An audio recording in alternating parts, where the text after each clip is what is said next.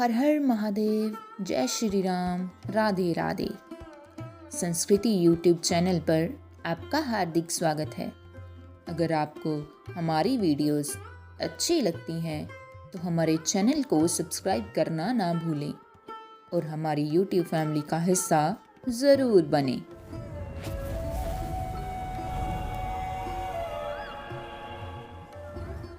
जन्मेजय का नागदेह यज्ञ भारतीय पौराणिक कथाओं का एक महत्वपूर्ण प्रसंग है।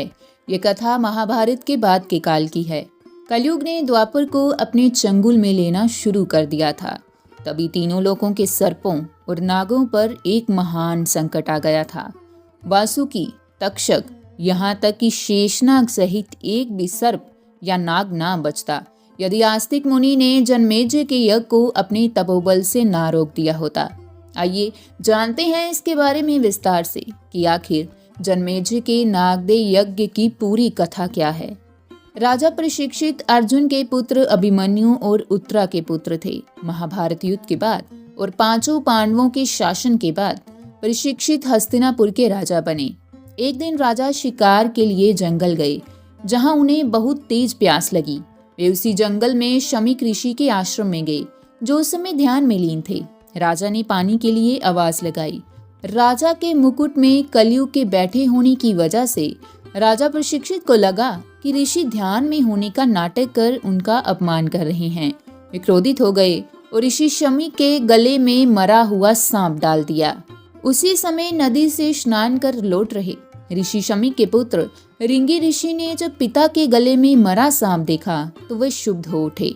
उन्होंने कमंडल से अपनी अंजुलि में जल लेकर उसे मंत्रों से अभिमंत्रित किया और राजा प्रशिक्षित को ये श्राप दे दिया, तुझे आज से 7वें दिन तक्षक नाग डसेगा। ध्यान के बाद जब ऋषि शमीक को पूरी घटना की जानकारी हुई तो वे बहुत दुखी हुए। उन्होंने स्वयं हस्तिनापुर जाकर राजा प्रशिक्षित को इस श्राप के बारे में जानकारी दी। राजा प्रशिक्षित ऋषि की सलाह पर महल में बेहद सुरक्षित जगह पर रहने लगे, जहां परिंदा भी पर नहीं मार सकता था।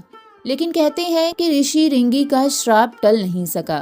ठीक 7वें दिन फूलों की टोकरी में कीड़े के रूप में छुप कर आए तक्षक नाग ने राजा प्रशिक्षित को काट लिया और उनकी मृत्यु हो गई। जब राजा प्रशिक्षित के सबसे छोटे पुत्र जन्मेजय को अपने पिता की मृत्यु का कारण पता चला तो वह दुखी होने के साथ साथ क्रोधित हो उठा। उसने संपूर्ण सर्प जाति के विनाश करने का प्रण लिया। इसके लिए उसने अपने पुरोहितों को नागदेह यज्ञ का अनुष्ठान करने का आदेश दिया। ये यज्ञ इतना शक्तिशाली था कि इसका असर तीनों लोगों पर पड़ा।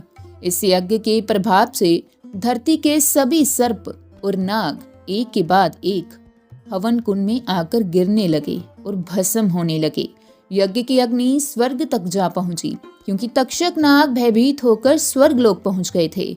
उन्होंने भगवान इंद्र से सहायता मांगी और वहीं रहने लगे, लेकिन यज्ञ के बल से तक्षक धरती को खींचे जा रहे थे।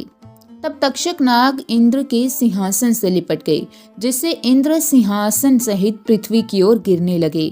तब इंद्र भगवान ने सभी सर्पों की माता मनसा देवी से सहायता मांगी। तब माता मनसा देवी के पुत्र प्रतापी पुत्र आस्तिक मुनि ने यज्ञ स्थान पर पहुंचकर यज्ञ की अग्नि में गिरते हुए तक्षक को अपने तपोबल से आकाश में ही रोक दिया।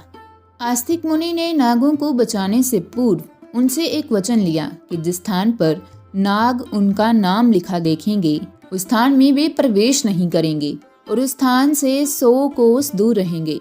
और जो मनुष्य शाम को देखने के बाद आस्तिक मुनि के नाम का स्मरण करेगा उसे कोई सर्प भय नहीं होगा। इसके बाद आस्तिक मुनि ने बहुत विनम्र शब्दों में राजा जन्मेजय को नागदेह यज्ञ बंद करने के लिए समझाया।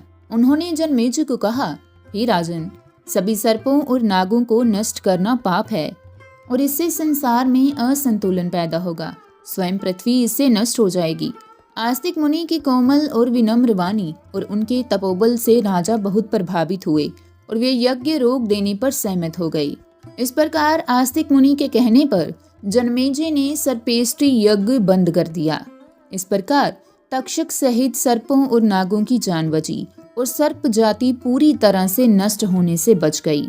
इस कथा के अनुसार ही ऐसी मान्यता प्रचलित है कि आस्तिक मुनि को दिए हुए वचन को निभाने के लिए आज भी सर्प उस स्थान में प्रवेश नहीं करते जहां आस्तिक मुनि का नाम लिखा होता है।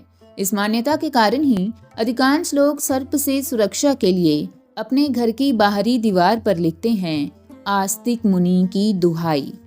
धार्मिक ग्रंथों में एक मंत्र का उल्लेख हुआ है जिसके बारे में मान्यता है कि जो व्यक्ति इस मंत्र का उच्चारण करता है उस व्यक्ति को सांप या नाग नहीं डस सकता है, अन्यथा सांप का सिर 100 टुकड़ों में बट जाएगा। मंत्र इस प्रकार है, सर्पा सर्प भद्रम ते गच्छ सर्प महाविश जनमेज्य से यज्ञान्ते आस्तिक वचनम स्मर। इसका अर्थ है, हे सर्प चले जाओ, तुम्हारा कल्याण हो। हे महाविशाली सर्प तुम जाओ, जनमेज्य के यज्ञ की समाप्ति पर कहे गए आस्तिक मुनि के वचनों का स्मरण करो। आस्तिक सा वचः श्रुत्वा यह सर्प न निर्वर्तते शतदा भिद्यते मूर्धनि शिशम वृक्ष फलम यथा।